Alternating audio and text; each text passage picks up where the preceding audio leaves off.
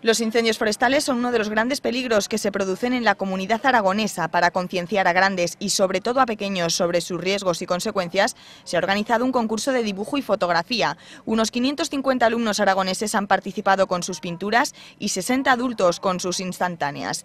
Esta tarde se han entregado los premios con el objetivo cumplido.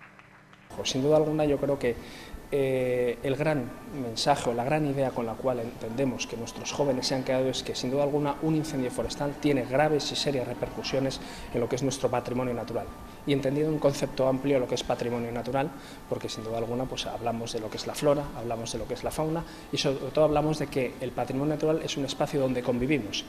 Afortunadamente, la sociedad está cada vez más sensibilizada, y es que la colaboración de los ciudadanos es fundamental para evitar consecuencias mayores. Estamos notando que cada vez la sociedad está más sensibilizada, cada vez la sociedad pues toma mayores precauciones y sobre todo cada vez más la sociedad y la ciudadanía se convierte en un colaborador activo de lo que es realmente la prevención y extinción de incendios. ¿Por qué?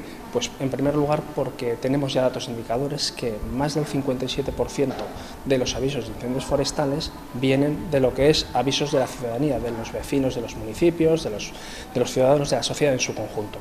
Los dibujos y fotografías se muestran en una exposición itinerante que ya ha recorrido 64 localidades aragonesas y ha sido visitada por más de 20.000 personas.